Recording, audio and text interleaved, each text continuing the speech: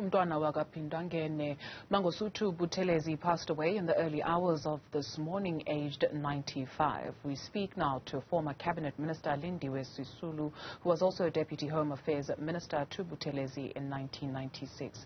Ma'am, a very good morning to you, and thank you very much for availing yourself for us this morning. Perhaps let's start with how you received the news. I got it from you. And how are you, I guess? I'm still trying to take it in, but I did know that he had been in hospital for some time. He had been an extraordinarily healthy human being, so I thought maybe he would survive this one as well. How would you characterize him? Pardon? How would you characterize him?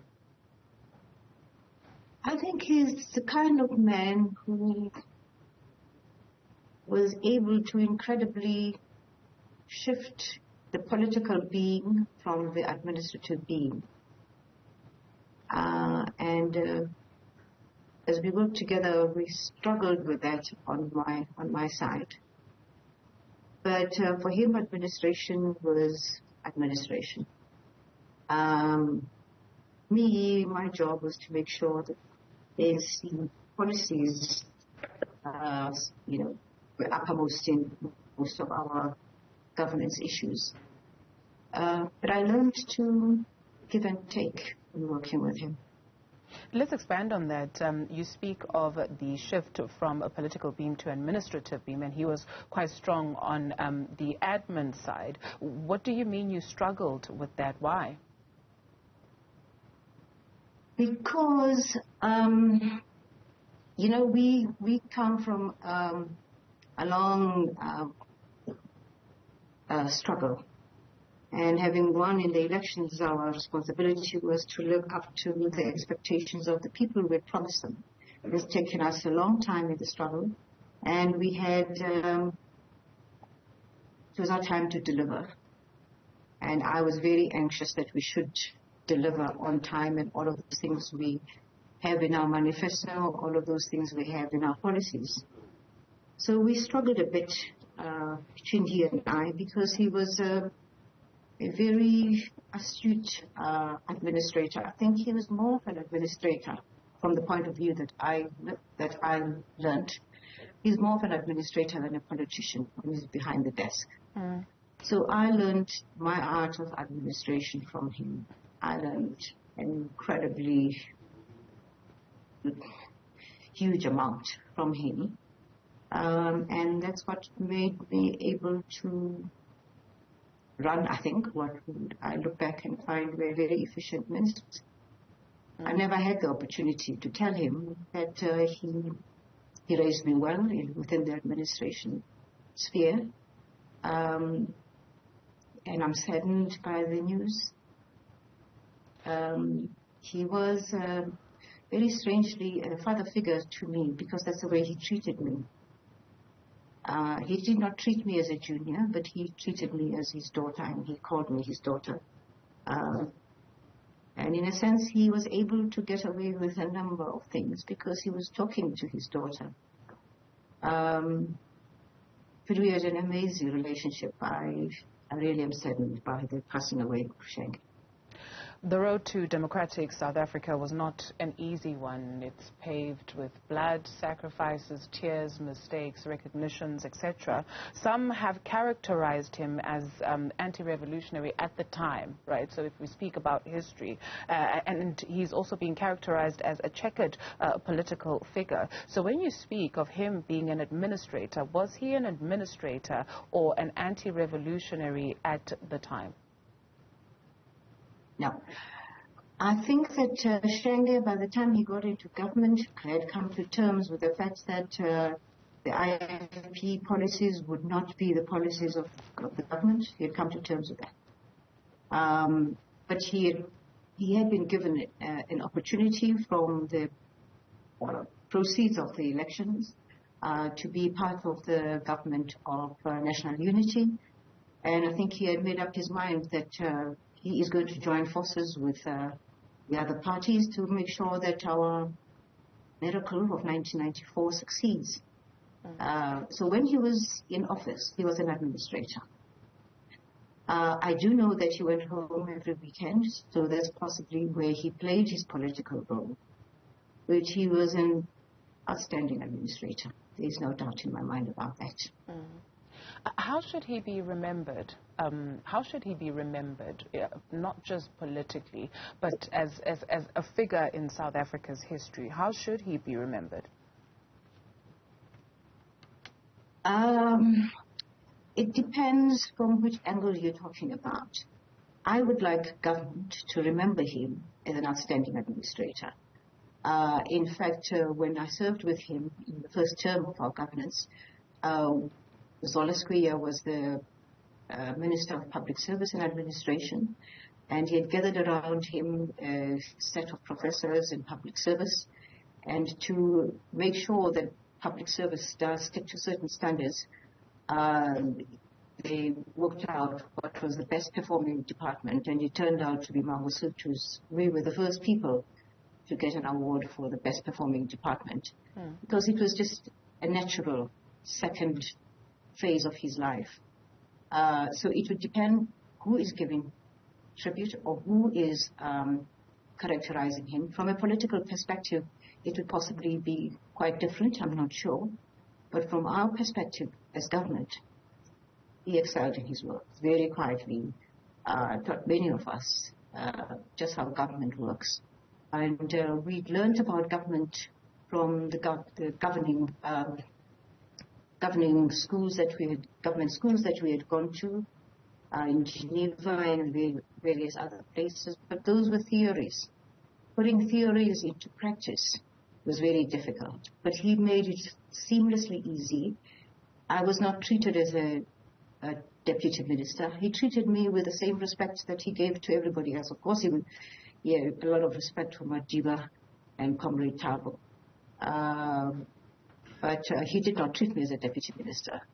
And most of the work, the menial work, administrative work, he gave to me. So I had an advantage of learning and occupying a position that I had not been appointed into, because he was very willing to give me the space to operate as a Minister of Home Affairs. And we had great successes at that time. I'd like to expand on the successes. I mean, you speak of an award that the department got, Home Affairs under him being the best performing department at the time. What does that speak to? That he's a hands-on somebody as well? No, he wasn't hands-on, but he had enough knowledge of how our systems run, how government systems run. And when he got me, I think he was very happy, because I was like his daughter. So he'd be able to say, look, we do things like this in government, or let's do things like this in government. And because he had the experience, it worked. So he was, it's like he was in the seat next to the driver when you go to driving school. There's somebody trying to pass a test, and there's a driver making sure that all the rules and regulations of the road are kept. So that's the role he occupied. And he changed Home Affairs to the kind of Home Affairs which we see today, and I've noticed that it has actually grown beyond what we left behind. When we came here, Home Affairs was a dump, because largely it dealt with what was called Bantu affairs. And Bantu affairs, you could just dump them there, whole long list, queues of people waiting to get their passes done, all of that. And we had to change it very quickly, make sure that it is professional, our people wear uniform and name tags, make sure that there are slips of paper where people can put their comments on the service they received from Home Affairs. We changed the system from the old passbook into the new green barcoded document for everybody. It was a huge, huge task and a huge department to turn around. And he did it very quietly, using all the assets that he had around him. He deserved the award. It's just that it was not a major feat for him, but it meant that the rest of government acknowledged his experience, acknowledged his knowledge of the government system and how we could get it better. During Comrade Tabo's time, there were regular meetings between them on administration, and I suppose he would pass on his own views about how government was performing during that time. But from the foundation of our government, he was pretty central. Ma'am, you mentioned that you never got a chance to tell him what he meant to you. If you could speak to him now, what would you say to him? Well, I never got the chance to tell him, but he knew. The thing that we did quarrel a lot because he tended to treat me like a daughter in the office. And it was very difficult to get him to kind of see the line, so to speak, because I also had to report to the ANC on what we were doing. But he was, from my perspective in government, he was magnanimous. He was a good teacher. He was loving. And it took me a while to reconcile what I had thought of him, what I experienced of him when I was with him. So wherever he is, he knows that when he was Minister of Home Affairs, we put South Africa in a position that only first world countries have services like that. When you put into the equation the fact that we also had to deal with people coming to South Africa from those areas that the ANC had been given refuge, and we didn't have the systems to cope with that surge of persons coming into the country. But as for myself to him, I will miss him. Did I get the opportunity to tell him that I love him? Yes, I did many times. The last time I was with him was, what I thought was an unfortunate incident when Kingswell Tini died, and afterwards he retired to, I think, the House of the King, and he called me to come and be with him, and I found him alone. And I think he was trying at that time to solve the problem that had arisen, the death of Prince of the King. And I found him alone, and he cut such a lonely figure then. I remember him for his passion for what he thought was the right thing to do. I remember him for his music. He was very musical. He adored his mother, who I'm told was also a very musical person. I remember him for reaching out to somebody who was his daughter's age and saying, look, I know what your party wants, but this is in the best interest of the country that we kind of meet each other halfway. It took a great deal of magnanimity from him, because I was young then, very radical, very determined to do exactly what we'd fought for, to deliver on time all of those things that we fought for. And he would occasionally remind me that, we are in government now, and we've got to understand that we are in the government of national unity, and there's got to be a unity of purpose as well. What would I tell him? I loved him. I know that it sounds strange. It would have sounded strange to me when I got into government, when we came back from exile. He was prime opposite of what we stood for. We couldn't understand his traditional setup, his traditional views. But having worked with him, I really, really got to know him, understand him, admire him, and as I indicated, I did love him very much. I do love him very much. Knowing what you know now, would you advise him differently when you said we're in a government of national unity now and we have to do things very differently from your radical young self, but knowing what you know now, would you advise him differently? No, because he wasn't forceful. He was very fatherly, I think he just treated me as one of his children. And basically, he wouldn't administer what he thought would be anti-ANC policies at that particular time. And he was very sensitive too that I was not representing myself, I was representing an organization.